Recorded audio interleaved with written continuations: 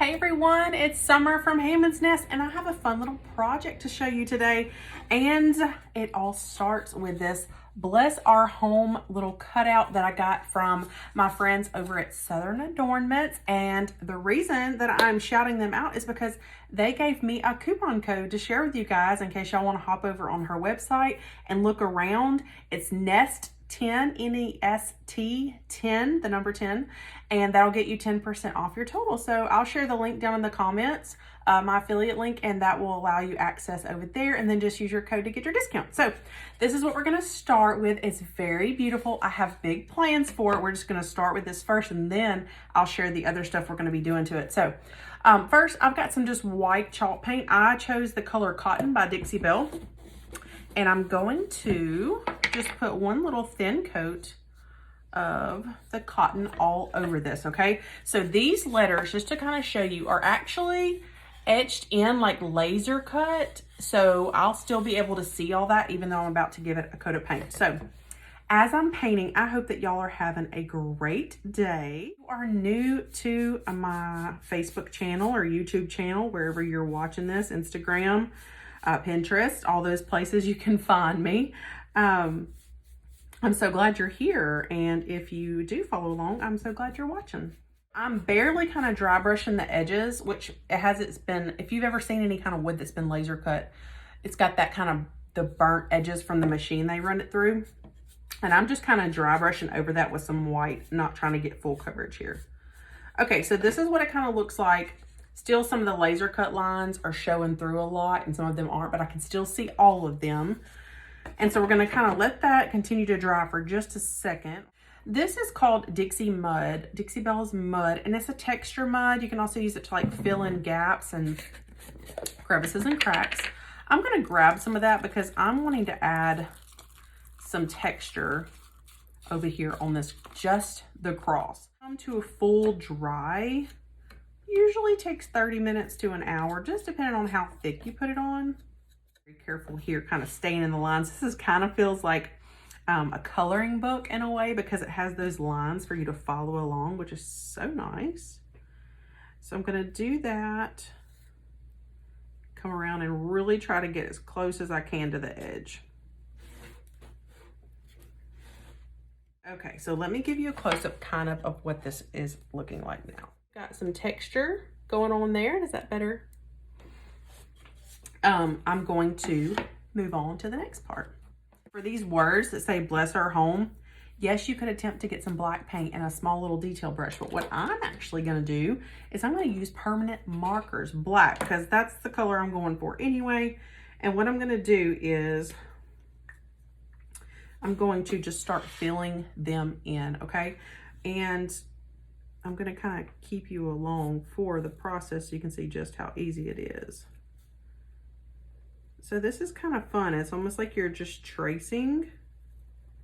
Makes it very easy, kind of therapeutic, just to follow along the lines there. Y'all tell me, as we were talking about the lettering, do you do any lettering? Do you find it intimidating?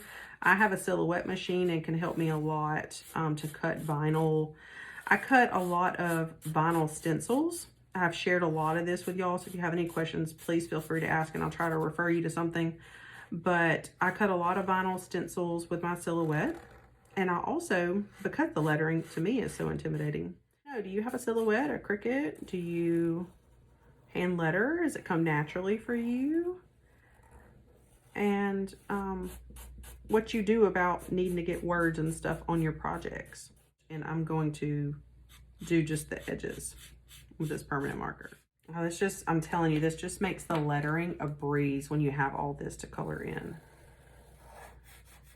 Have y'all ever done those like adult coloring books? Those are really, really fun. Very therapeutic to sit, color in. This color is called Stormy Seas. It's like a beautiful blue slate gray. Pour some of that out onto a plate. See how pretty that is? This other color called Wharf. It's the new Silk line by Dixie Belle. I'm going to take a little bit of each of these colors and I'm going to kind of dry brush them over our mud. Now, my mud is not completely set up yet, but that is okay by me. I know it's still going to get that texture that I'm going for, but I'm just going to be kind of gentle on it. These are very similar in tone. One just has a little bit more of a bluish tint to it. All right, so we have this, which is so pretty.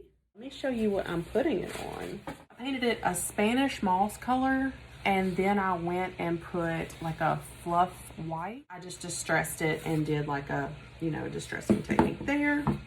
And then I have a piece of MDF that I already decoupaged. It's really cool. It looks like a newspaper. I think it's in French, but it's just a really pretty paper. So I just use regular Mod Podge to decoupage this tissue paper on here. And I'm gonna use a sanding block to just kind of score my edges and release that paper. This is a great trick on most surfaces. The only surface I have a tricky time doing this with sometimes is on glass, because I don't want the sandpaper to scratch the glass.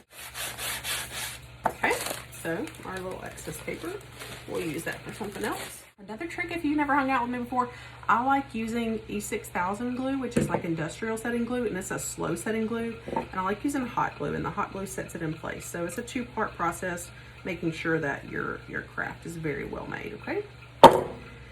And so I'm gonna put some of that. Like I said, it does not dry quick. It's just gonna make sure that there's a really good bond when it does. I need to move quick, but I'm going to put hot glue here, here, here, and here.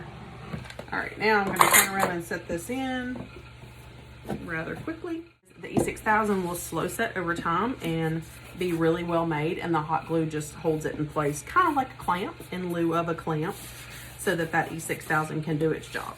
To be careful, because the mud's still wet, I'm gonna put some E6000 on it here and there.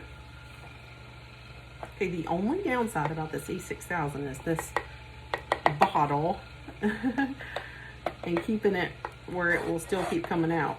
Okay, I'm putting my E6000 all over. And some good amount of hot glue. And then I have to stand up for this and not touch my cross either. All right, I couldn't believe how perfect this frame that I had on hand was going to be to hold this thing. Put down some greenery, which is beautiful. A little bit of hot glue here. My bow is going to cover up the center, so I'm just trying to make sure that the lamb's ear is glued down in just the right spots. We have a little extra sticking out here, so I'm going to go ahead and clip that off while this is setting. Let's set this to the side just to keep it from getting messed up, and we're going to make a little bow. So if you've ever seen me make one, I just cut little strips and I kind of play with the different patterns on the ribbon and different ribbon widths. It really doesn't matter, and you can cut it as long as you want. If you need a bow this long, cut it that long. If you needed one a little longer, I say after, even if it's wired ribbon, after 12 inches, it might get kind of floppy. So you might want to opt to do more of a loop style bow, but this layered kind of messy bow works really well. And I'm thinking we need about this big of a bow. Better to cut it too long and then say, oh no, we need to shorten it a little bit, than to cut it too short. So I really wanted to pull in that black that we used to do our Bless This Home. So I'm really highlighting that here. Have that contrast with that burlap, especially because we have like that distressed frame and everything. That will look really good. Tails here. I hope that you have enjoyed seeing this project come together. We're almost finished. Don't forget to check the comments for your special code NEST10 to go check out Southern Adornment's page. Maybe you'll find something you want to craft with. Also, to pull in that beautiful blue that we used on that texture cross, I am going to rip myself some fabric. To do that, I'm just going to cut a little slit here. Rip it down. If you've never done that, it's super fun. And I'm going to cut some strips about the same length. Okay, so here's green fabric. I just love this print a lot. See how pretty that print is? I got that at Hobby Lobby. I'm going to do a couple of greens. I already have a lot of green going on with the frame and the greenery, so I'm only going to pop a couple in there. Now you get to kind of see my thought process here as I'm deciding on colors and such. And then lastly, yeah, let's go ahead and, what do y'all think? Let's add in some of this gray. If I don't like it, I could always pull it. This is what's so much fun, playing with those color palettes, and you can pull in a bunch of different kinds.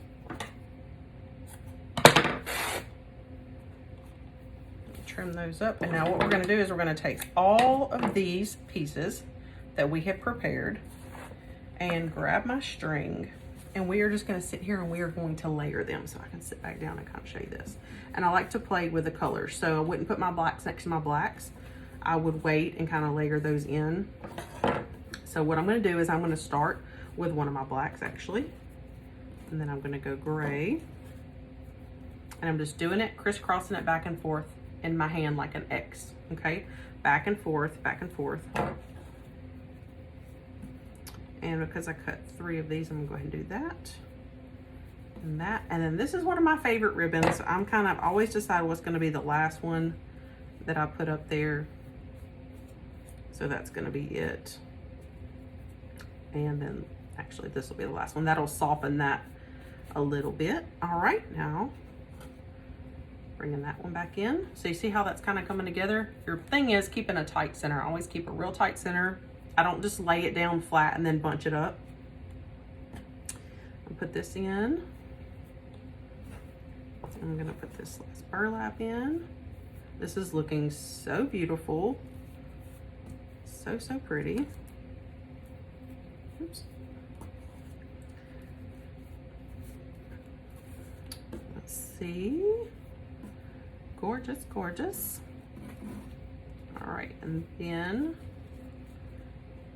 making sure you're keeping that tight center. That's the key here. So this is the bow we have, and it might be a little smidge big. We might have to cut it down. Let's go ahead and get that tied. All right, so now I'm looking at the back of the bow and give it a nice, nice tight tie. And depending if I'm tying it on something, I'll leave that string open. If not, I'm just tying a little shoestring bow. And then here's another part. I like to kind of twist it and get it to fluff out. And then kind of play with all my ribbon and make sure. And you can trim up. If you've got, you know, things sticking out too much or whatever, just to your taste. So look how pretty that is. We're getting all kinds of tips and tricks in here. And I've shared this in other videos. Put a little dab of glue on your new glue stick and glue it to your old glue stick so it doesn't fall out. Genius, right? Okay, all right. I'm gonna have to hold this one in place though. Now, as far as hanging it, I could staple some rope in the back. I could put like a big piece of ribbon up here at the top, you know. Like I said, it would be a beautiful door decor piece that's just a little unique. I'm gonna trim up some of this. While I love the shabby look, sometimes if it's just too long, it catches my attention.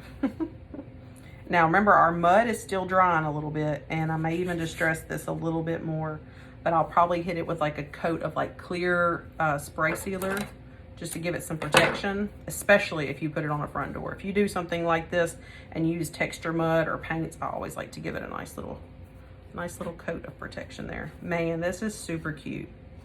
So I am gonna put this in my home actually. I've been excited about making this. So you can tell me what you think. Don't forget, I'm showing an after picture after we're done. And ta-da!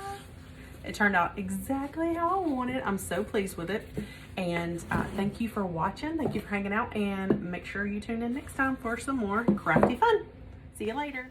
Well, I just love it. I hope you did too. I hope it brought a little creative joy to your day. Maybe you picked up a crafty tip or two. Let me know your thoughts. And if you plan on giving this one a try, of course, I would love to see what you do. Y'all have a great day.